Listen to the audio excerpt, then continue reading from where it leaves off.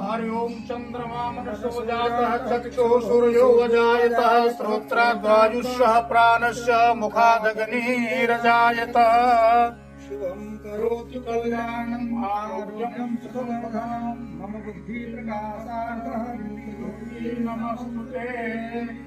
कला मंच के तत्वाधान में उपस्थित सभी गणमान्य विद्वानों, आचार्यों और अधिकारी कर्मचारीगण, युवा मित्र और प्रतिभागी बच्चे जो आए हैं, हम उन सबको नमन वंदन करते हैं। और सबसे पहले वैदिक परंपरा के हिसाब से हम गौरी गणेश का स्मरण करते हुए आपको संघ के बारे में कुछ बताने का प्रयास करते हैं।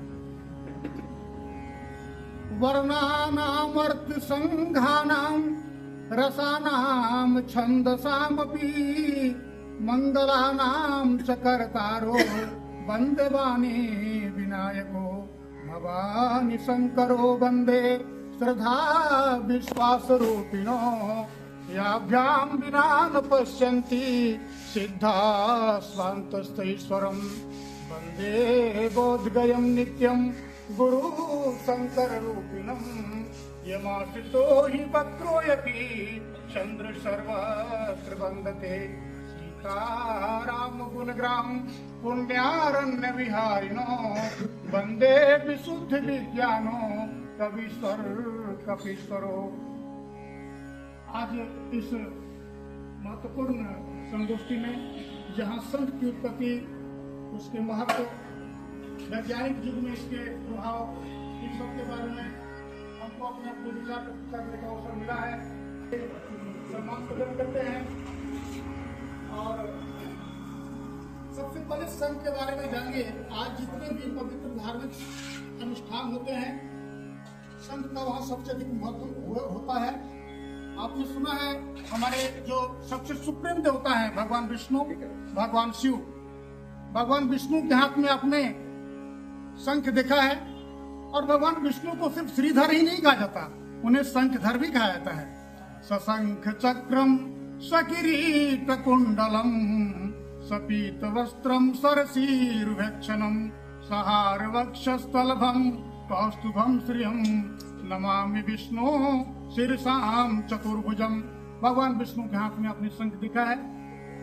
हमारे वैदिक महापुरुषों, भगवान के विष्णु के कई अवतार हैं, उनके हाथों में आपने शंख देखा होगा। माता लक्ष्मी के हाथ में शंख है।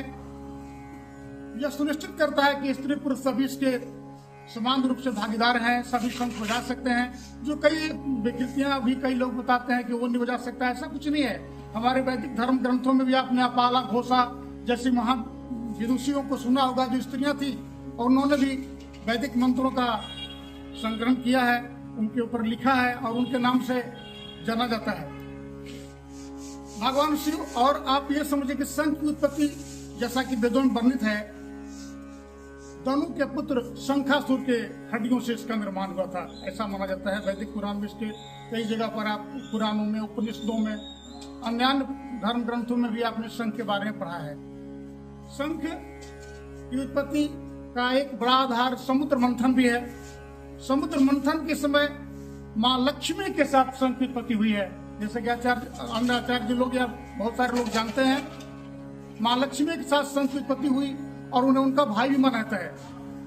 लक्ष्मी कौस्तुभ पारिजातक धन्वंतरि सुराश चंद्रमा गावः कामदा सुरेश्वर गजो रंभादि देवांगना अश्व सप्त सुरेश्वर गजो रंभा देवांगना। इस तरह से इस प्रकार कह करके शंख के बारे में कहा गया है। तो शंख के बारे में कहा जाता है कि लक्ष्मी के साथ उत्पन्न हुआ। और जिस तरह से चंद्रमा भगवान शिव के माथे पर शोभित है, उसी तरह भगवान विष्णु के हाथों में शंख है। हाथ में चक्र रहे जिनके अरु शेष की सैया विराज रहे हैं।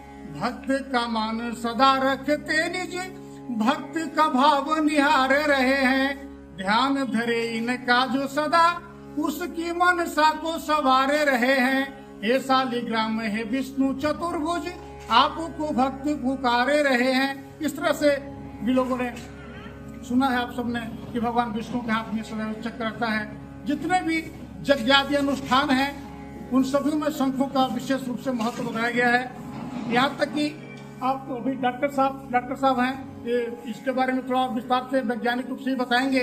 लेकिन हम जो ज्योतिष में पढ़े हैं, क्योंकि हमारा ज्योतिष में एक सब्जेक्ट था मेडिसिन एस्ट्रोलॉजी, उसमें ये बताया गया था कि जैसे शंख भस्म वगैरह शंख से जो बनता है उसे लोगों को हृदय रोग, सांस की जो समस्याएं हैं उसके लिए शंख बट्टी वगैरह का प्रयोग किया जाता है।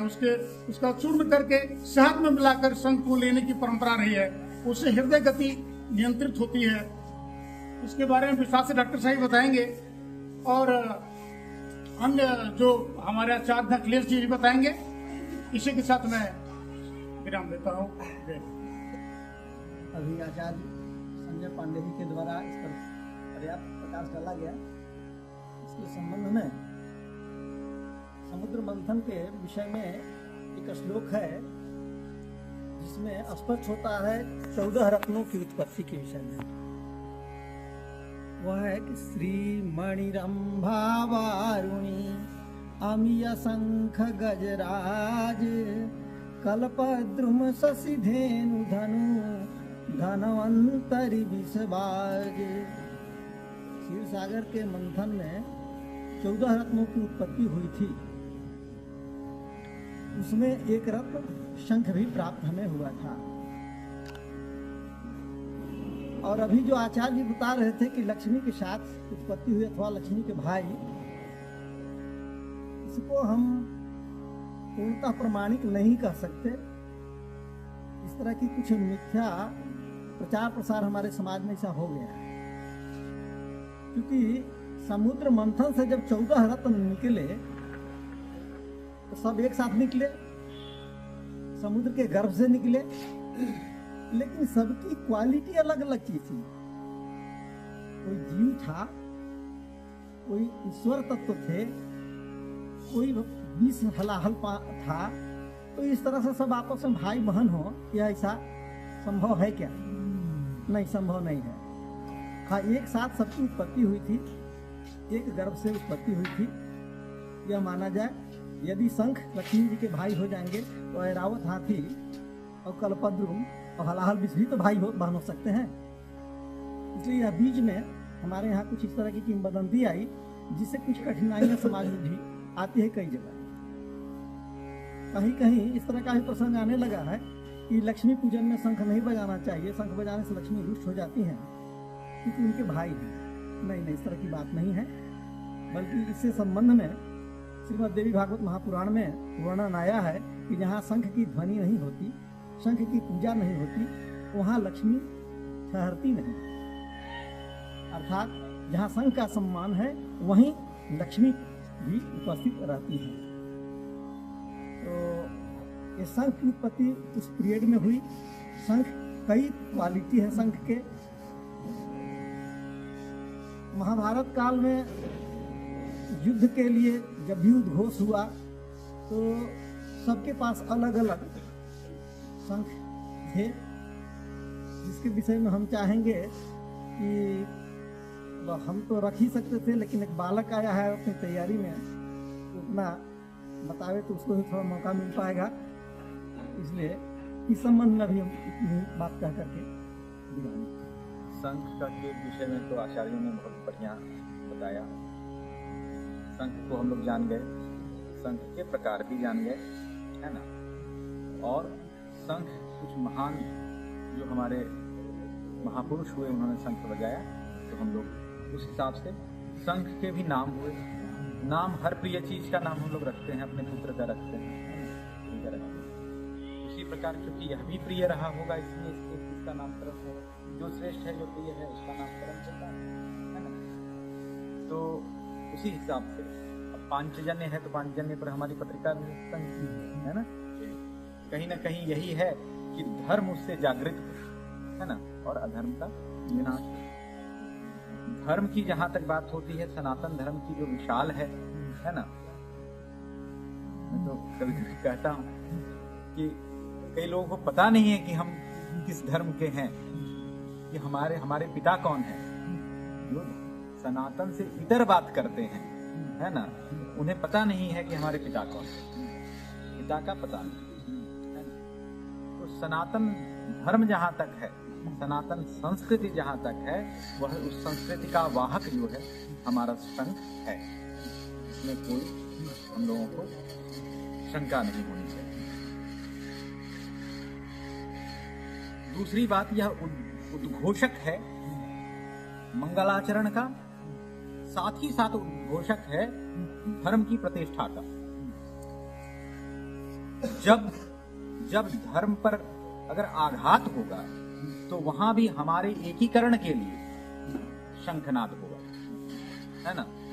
हम शंख बजाकर, केवल हम नहीं, आप यह आचरण केवल हम लोगों में नहीं है कि जो शहरवासी हैं हम में है या नगरवासी हैं, जो हमारे वनवासी भाई हैं उनको भी आपने देखा होगा, जिनको भूलवश हम लोग आदिवासी कहते हैं, है ना, उनको भी आपने देखा होगा कि वो भी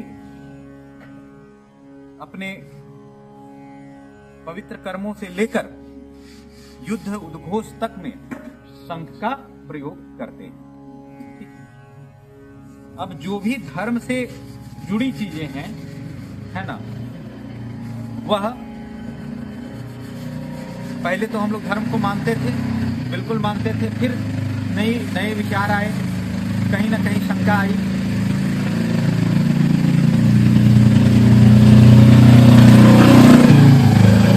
आचरण हमारे कई कर्म विज्ञान की कसौटी पर तौले जाने लगे, तो ऐसी अवस्था में भी हमारा शंख खरा उतरा।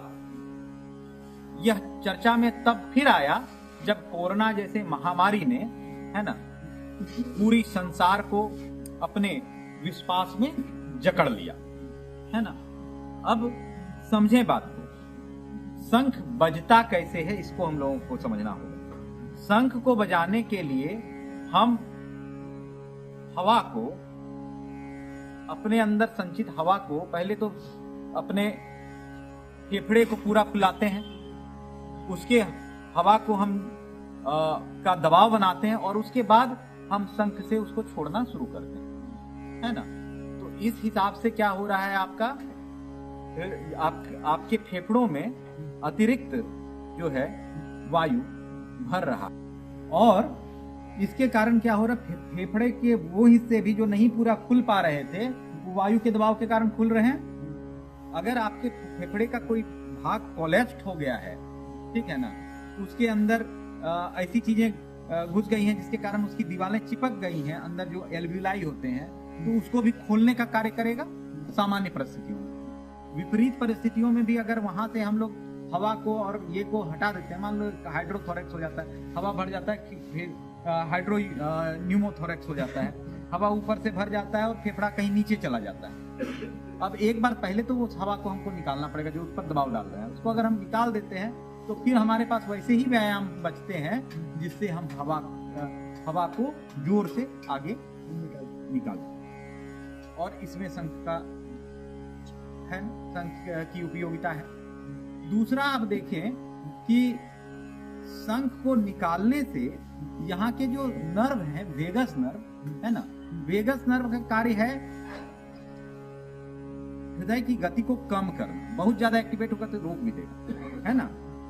जब हृदय की गति कब बढ़ जाती है, शांत होते हैं तो बढ़ जाती है, बीमारियों में बढ़ जाती है ना। जब भी सिंपैथेटिक एक्टिविटी शरीर में बढ़ जाती है ना, तब हमारा हृदय जो है ज्यादा तेजी से धड़कना शुरू कर देता है, खासकर तब जब खून को तेजी से दूसरी जगह पर पहुंचाना हो। लेकिन कई बार आप देखेंगे मन घबराया और हृदय की गति बढ़ गई। अब ऐसी स्थिति में जहां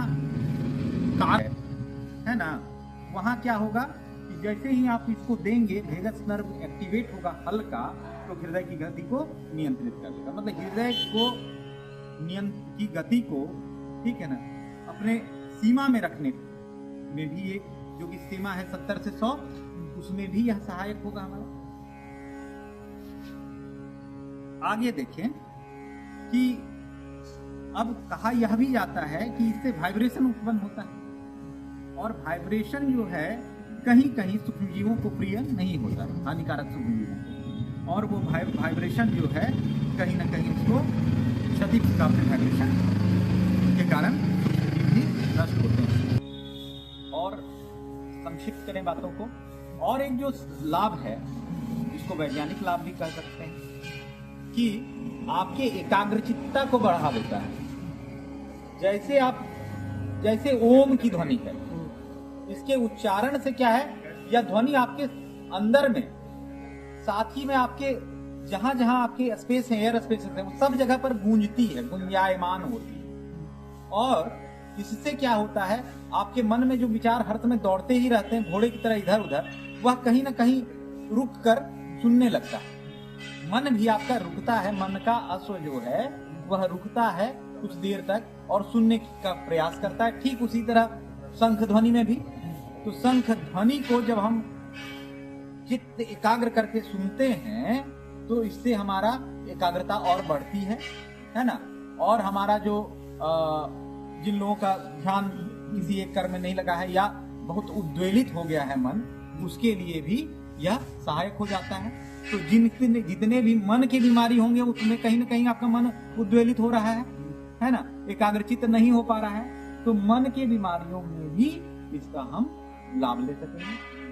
अब हमको कहाँ नहीं लेना है, ठीक है ना, उन बीमारियों में जहां आपका ज्यादा प्रेशर देना, ठीक है ना, आपके लिए खतरनाक हो जाए, वहां अगर आपने आंख की सर्जरी करवाई है ना, आंख में किसी तरह की, तो ये जो प्रेशर का इफेक्ट है इधर जाता है, तो वहां हम लोग नहीं करेंगे। अगर हार्ट फेलियर वाली बीमारी है तो वैसे में हम लोग नहीं करेंगे। अगर अस्थमा की बीमारी है, वो कंट्रोल्ड नहीं है, तो अस्थमा जब का अटैक आ रहा हो वैसे स्थिति में नहीं करेंगे। लेकिन ध्यान रखें कि अगर आप नियमित रूप से करेंगे तो अस्थमा जैसी बीमारियों में लाभ होगा, लेकिन जब अटैक हो तो नहीं करना है। देखिए, हम जिस चीज का अभ्यास दिलाते हैं शरीर को अभ्यास दिलाने का फल ये होता है कि वह उस चीज को करने में सरलता से कर पाता है।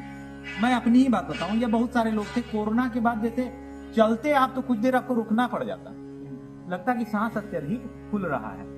तो इस चीज को हम कैसे ठीक कर सकते हैं? लगातार धीरे धीरे आगे चलकर, हाँ, और उसी व्यायाम में, है ना, इवन प्राणायाम के बराबर ही का लाभ आपको जो है सो शंख वादन भी देगा, है ना। और आप अगर नियमित रूप से शंख बजाएं सुबह में और टहलने को नियमित आदत बनाएं, तो मेरा ऐसा मानना है कि आप स्वस्थ होंगे, मन से प्रसन्न रहेंगे और दीर्घजीवी। जब भगवान श्री कृष्ण ने गीता का उपदेश दिया था तो सभी लोगों ने शंख ध्वनि की थी, तो मैं पांडवों और श्री कृष्ण के शंख का नाम आप लोगों को बताना चाहता हूँ।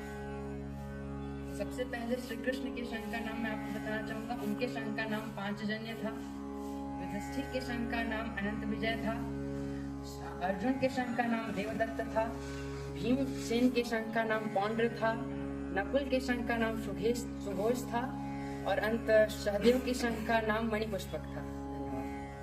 उपस्थित अतिथिगण और आयोजक मंडल के सभी सदस्य, संगीत हर्ष द्विवेदी कला मंच के द्वारा आयोजित शंखनाद प्रतियोगिता में आकर मैं बहुत अपने आप को गौरवान्वित महसूस कर रहा हूँ। बहुत अच्छा लगा, और यहाँ सभी प्रतिभागियों ने अपने अपने शंखनाद के द्वारा सभी को बहुत आनंदित किया, सबने अच्छा किया। और मैं चाहूँगा कि इस तरह की प्रतियोगिताएं समय समय पर होती रहें, ताकि लोग अपने धर्म के प्रति, अपने सनातन धर्म के प्रति जागरूक होते रहें।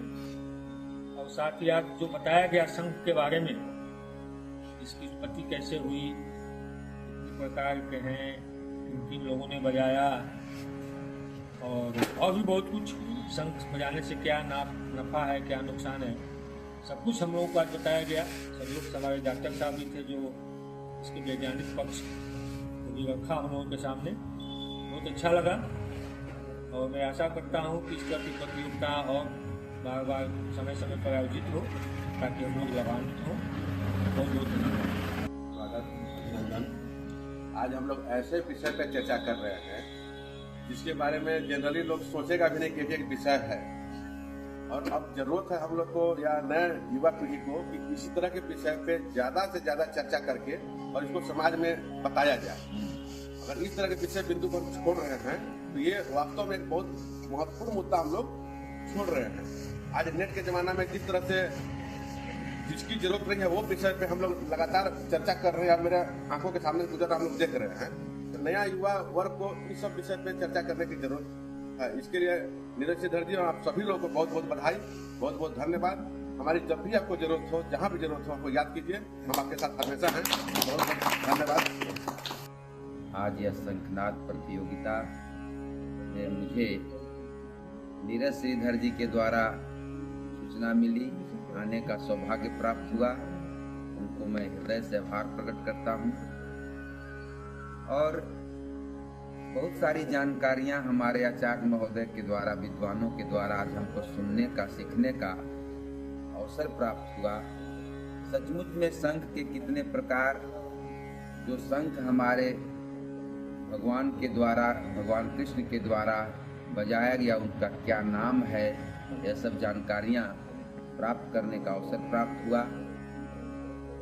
और आध्यात्मिक दृष्टिकोण से, वैज्ञानिक दृष्टिकोण से इसका क्या महत्व है। और ऐसे भी हमारे जब देश के सेना जवान लड़ाई के लिए जाते हैं तो उनको कुछ वाद्य यंत्र उस तरह का बजाया जाता है कि सारा तरह का चीज शुद्ध बुद्ध खोकर के लड़ाई लड़ने के लिए तैयार हो जाते हैं। तो हमारा शंख भी जो है वह इस मतलब में कहीं से भी कम नहीं, चाहे वह आध्यात्मिक तैयारी करने की बात हो या लड़ाई लड़ने की बात हो। जब महाभारत में भी युद्ध में सैनिक जाते थे वहाँ शंखनाद होता था। तो शंख वाद्य यंत्र तो एक ऐसा है, अद्भुत यंत्र है कि इस यंत्र को बढ़िया से बजाने और सुनने वाले दोनों का रोम पुलकित हो उठता है।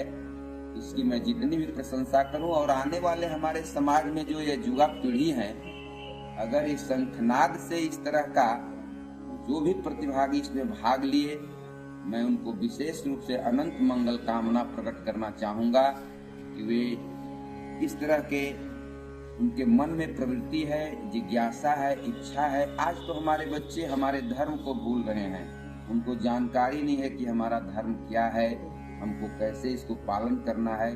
तो हमारे सभ्यता और संस्कृति को बचाने में जो बच्चे इस तरह का शंखनाद प्रतियोगिता में भाग लिए, वे भी विशेष रूप से आज के लिए मैं आभार प्रकट करता हूँ। और नीरज श्रीधर जी के लिए अगर कुछ बात कहना हो तो उनके लिए शब्द थोड़ा पड़ता है, इसलिए कि कोई भी उसी तरह का, क्योंकि संस्कार भारती और कला साहित्य संस्कृति मंच से जुड़े हुए हैं, तो बीच बीच में इन्होंने जानकारी दी कि हम कैसे कार्यक्रम को करते हैं। प्रत्येक वर्ष परिसर में भी कार्यक्रम किया जाता है। तो आज इसका अभाव पड़ा हुआ है। आज के अर्थ युग में हम सब चीज भूल गए हैं। बस केवल और केवल बस जानते हैं कि केवल पैसा कमाना है, पैसा कैसे कमाना है, उसके लिए हम अपनी धर्म को भी दाव पर रख देते हैं। ये चीज नहीं होना चाहिए। जो भी इतिहास बना है, त्याग बना है। कल मैं एक वीडियो देख रहा था तो उसमें राम भगवान के लिए आया था कि जब वनवास जा रहे थे तो सब चीज छोड़ के गए थे, धन रुपया पैसा, लेकिन अपना जो शस्त्र था धनुष बाण, उसको उन्होंने नहीं छोड़ा था। तो धन रुपया से ज्यादा हमको आसक्ति हो गई है, लेकिन हमको अपने धर्म को बचाना कैसे है, कहाँ शस्त्र उठाना है, इसको हम भूलते जा रहे हैं। तो धर्म को बचाने के लिए जरूरत है कि हमको शस्त्र और शास्त्र, और यह शंखनाद जो है यह भी एक शस्त्र ही कहा जाए, शस्त्र है। इसके आधार पर, इसके भी ध्वनि के आधार पर हम बहुत कुछ सीख सकते हैं। तो विशेष रूप से आज के शुभ अवसर में सभी जो भी यहाँ आचार्य महोदय उपस्थित थे, सभी की उपस्थिति को मैं प्रणाम करता हूँ। और खास करके विशेष रूप से नीरज श्रीधर जी का, और यह कहना ये भी नहीं भूलेंगे कि अब नीरज श्रीधर जी का साथ तो यदा कदा होता था, लेकिन अब विशेष रूप से हम लोग एक विद्यालय में आ गए। अब एक तरफ कला और एक तरफ संस्कृति दोनों का मिलन होगा, और हम लोग निश्चित रूप से जहाँ विद्यालय में भी हैं वहाँ के भी बच्चों में उस तरह का निखार लाएं। बहुत बहुत शुभकामना, धन्यवाद। सबसे बड़े मुसहफ हैं। मेरा नाम संतोष पांडे हुआ, ग्राम तरके अटौला के पास एक छोटा सा गांव है और वर्तमान में सहजना में रहते हैं। बच्चे लिए थे तो शंखनाद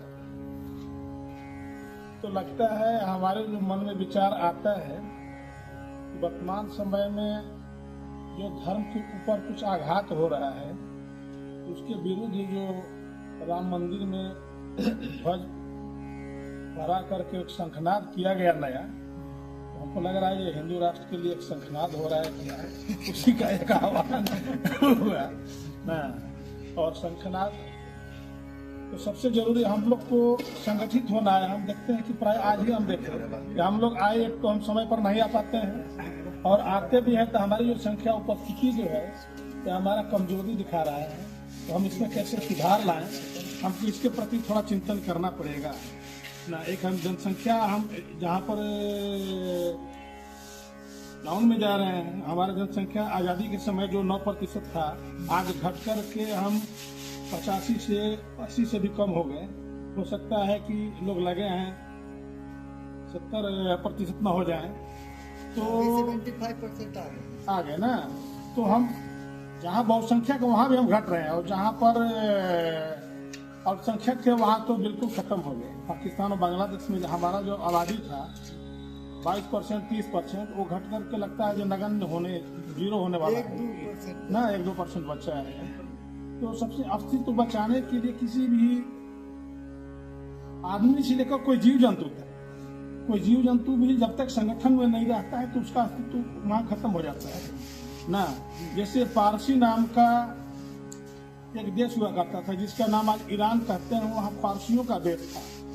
अब 1000 विशेष समुदाय के लोग गए और कुछ 100 साल 200 साल होते होते अपना संख्या इतना वो बढ़ा लिए ना कि वहाँ पर मुस्लिम राष्ट्र बन गया और यहूदी नाम खत्म हो गया, वहाँ से पारसी खत्म हो गए ना। तो वही एक ही हमारा हिंदू राष्ट्र बचा है भारत। और हम कैसे संगठित हों, हम लोग को इस पर चिंतन करना चाहिए ना। और अपना सबसे बड़ा चीज है, जहाँ जिस मोहल्ला में, जिस गली में, जिस गांव में हम रहते हैं, वहाँ से, जिस समाज में, वहाँ से हम एक संगठित हों और बच्चे को कम से कम 2 से 3 बच्चा करें ना, ताकि हमारा संख्या कम से कम घटे नहीं ना। इस विषय पर चिंतन करें। आज सबसे बड़ा हमको तो मेरा जो विचार में आता है, हम व्यक्तिगत रूप से बता रहे हैं, कोई एक सामाजिक नहीं है ना। तो इसका शंखनाद हम करें कि अपना धर्म को, अपना सनातन को हम कैसे बचाएं। धन्यवाद।